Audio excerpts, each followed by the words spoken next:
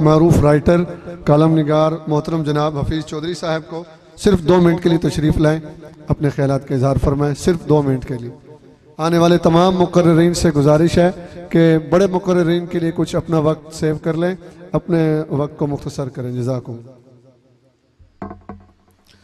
نحمده ونصلي على رسوله الكريم، اما بعد فاعوذ بالله السميع العليم من الشيطان الرجيم، بسم الله الرحمن الرحيم، وما ارسلناك الا رحمة للعالمين، صدق اللہ مولانا العظیم۔ قابل صد احترام دوستوں، بزرگوں، بھائیوں اور ختم نبوت سے وابستہ تمام برادر تنظیموں کے اکابرین اور رفقا یہاں موجود ہیں، میں تمام بزرگوں کی خدمت میں چند باتیں پیش کروں گا انشاءاللہ۔ الحمدللہ اسلامک رائٹرز موومنٹ پاکستان ایک نمائندہ تنظیم بن کر سامنے آئی ہے، جو علماء کے طبقے کے اندر، طلباء کے طبقے کے اندر ایک نیٹ ورک لے کر چل رہی ہے، جس کے سرپرست اعلیٰ مولانا علامہ زاہد الراشدی صاحب ہیں۔ علامہ زاہد الراشدی صاحب کی خدمات سے شاید ہی کوئی شخص ہے جو واقف نہ ہو۔ میرے دوستو، ختم نبوت کا جو کام ہے، اس کے لیے اگر اللہ رب العزت نے ہم لوگوں کو توفیق دی ہے تو خوش قسمتی ہماری ہے میرے دوستو، ورنہ کتنے لوگ ایسے ہیں جن کو اللہ رب العزت نے اس کانفرنس میں آنے کی توفیق ہی نہیں دی، یا اس کام سے وابستہ ہونے کی توفیق ہی نہیں دی۔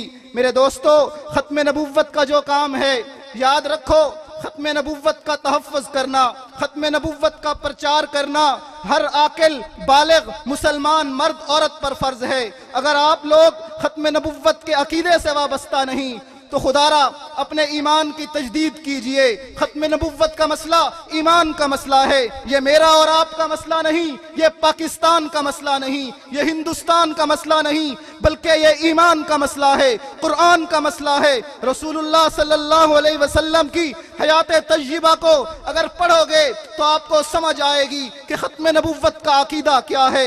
میرے دوستو، میں آخر میں مولانا شبیر احمد عثمانی اور ان کی دیگر جو رفقا کی تنظیم ہے، ان سب کو خراج تحسین پیش کرتا ہوں، اور خصوصاً حضرت مولانا منظور احمد چنیوٹی رحمت اللہ علیہ، حضرت مولانا عبدالحفیظ مکی صاحب رحمت اللہ علیہ، اور ان کے جتنے بھی رفقا تھے جنہوں نے اس تنظیم کا آغاز کیا، اس تنظیم کے اندر اپنا خون جگر پیش کیا، اپنا خون پسینہ لگایا۔ میں ان سب حضرات کی خدمات کو خراج تحسین پیش کرتے ہوئے ایک شعر پڑھ کے اپنی بات ختم کرتا ہوں۔ کفر ہمارا نشاں مٹانے کو ہے بضد، کفر ہمارا نشاں مٹانے کو ہے بضد، ہم بھی ثنا کی نوک پہ سر اپنا چھوڑ جائیں گے، ہم بھی ثنا کی نوک پہ سر اپنا چھوڑ جائیں گے، اپنے ڈوبنے کی علامت کے طور پر دریا میں ایک آدھ بھنور چھوڑ جائیں گے۔ عالم اسلام کرے گا ہماری بہادری کے تبصرے، مر کے بھی زندگی کی خبر چھوڑ جائیں گے۔ وما علینا لک الحمد کما ینبغی لجلال وجہک وعظیم سلطانک۔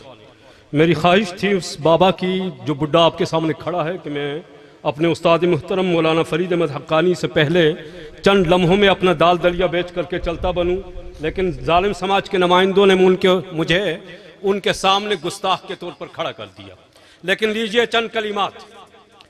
جو کرنی ہو جہانگیری محمد کی غلامی کر، عرب کا تاج سر پر رکھ خدا بندے اجم ہو جا، رسول پاک کا جو بھی غلام ہو جائے، یہ رنگ و بوئے چمن اس کے نام ہو جائے، میرے نبی کی جو تعلیم عام ہو جائے، میرے نبی کی جو تعلیم عام ہو جائے، زمانے بھر کا مکمل نظام ہو جائے، نظارہ خواب میں، نظارہ خواب میں، نظارہ خواب میں جس کو دکھا دے شاہی امم، تو اس بشر پہ جہنم حرام ہو جائے۔ دو باتیں چاہوں گا، تقریر نہیں کرنا چاہتا۔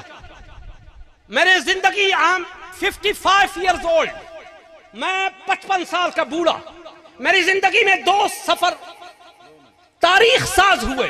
ایک سفر ضلع مانسیرہ کا، بالاکوٹ کی وادی کا، سید نفیس حسین شاہ صاحب کی رفاقت میں، کہ جب غلام رسول مہر کی کتاب سید احمد شہید ہاتھ میں لیے ہوئے حضرت شاہ جی بالاکوٹ کی نہر کے کنارے، دریا کے کنارے ان مقامات کو جنہیں غلام رسول مہر لکھتا ہے، ہم ان سے پڑھتے تھے، جہاں جہاں جا کر کے شاہ صاحب مراقبہ کرتے تھے، یا وہ سفر تاریخی تھا، یا چنیوٹ کی چناب نکر کی وادی میں پہلی بار میں آیا ہوں۔